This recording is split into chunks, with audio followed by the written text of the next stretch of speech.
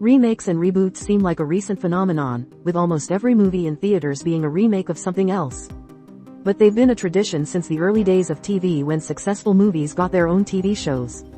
There have been countless movies to get spin-offs, from Casablanca to Teen Wolf. Our list is here to give you the best of those options.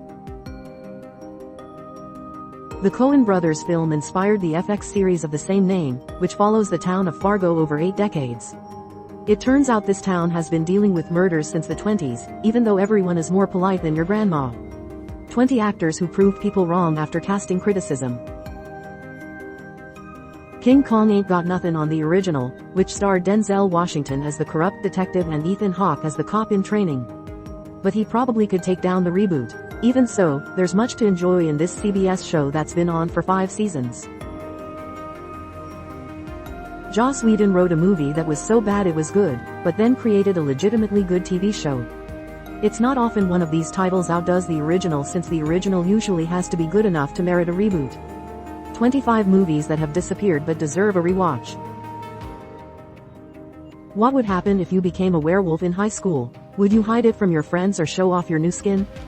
It's a solid concept for a movie and a genius concept for a show. There's only so much Michael J. Fox could do with this premise, but there's so much more he could do with 5 seasons. Jennifer Grey and Patrick Swayze had the time of their lives in 1987, turning a summer camp into a sweaty tango of emotions.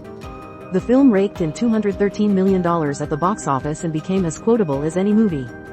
The show came along 1 year later to capitalize on that success. The greatest songs that run 10 minutes or more.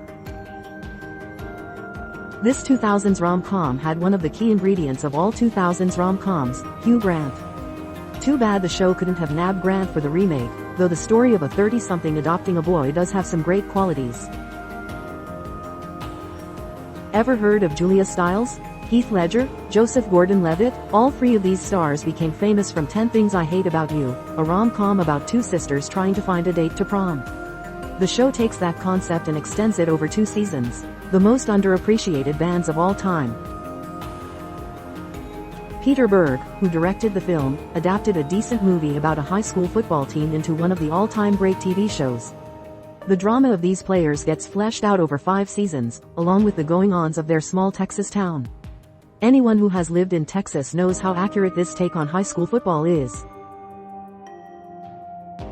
Better than the original? As if. But the sitcom does have some touches that kept it on air for 3 seasons.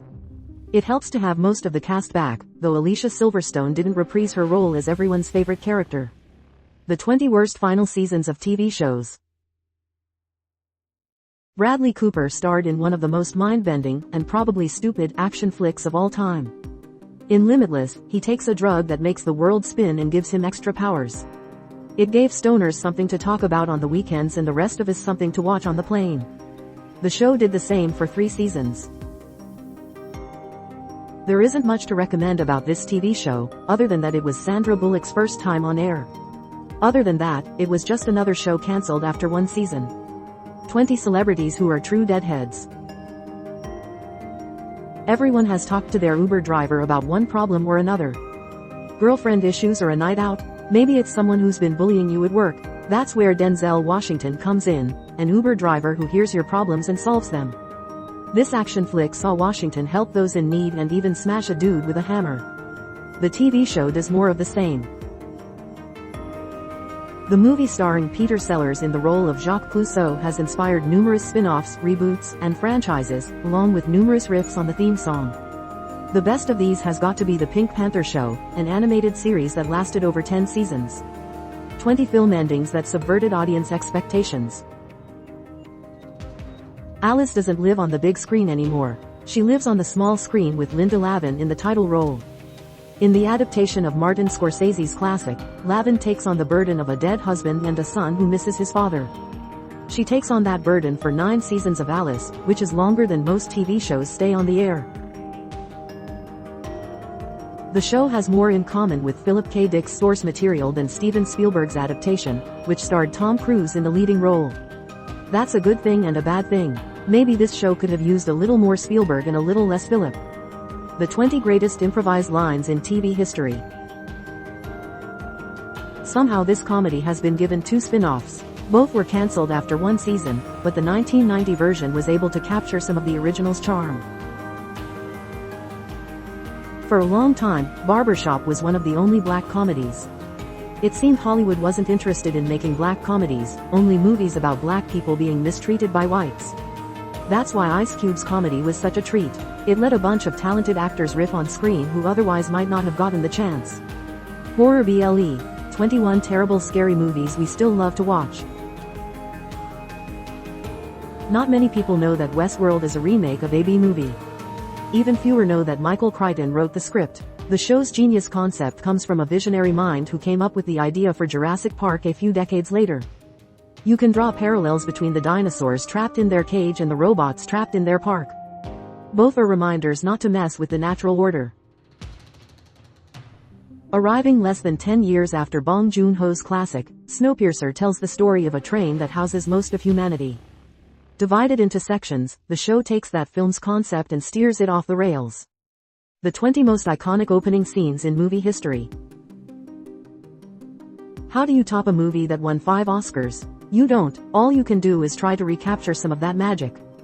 In the Heat of the Night is what many consider to be Sidney Poitier's finest role, with quotable lines that are a part of the culture. The show is loosely inspired by Poitier's detective and his partner, who solve a murder case in the South. Like 10 Things I Hate About You, The Real Ghostbusters takes a movie that made a bunch of people famous and updates it for TV. It's an animated take on the 80s classic, with all 3 characters returning for more ghost busting. 20 Hollywood summer blockbusters that failed miserably.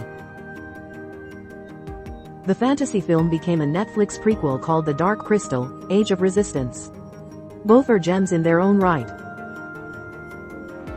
Not many people know that Terry Gilliam's 12 Monkeys was itself a remake. Based on the greatest short ever made, La Jetée, the movie sees Brad Pitt and Bruce Willis as people with mental health conditions in the near future. In the TV show, people with mental health conditions make a run for it. The most charming and likable 25 TV characters ever. A movie about a bunch of art students might sound like a drag. We've all had a conversation with an art student who tried to sound way smarter than they actually are.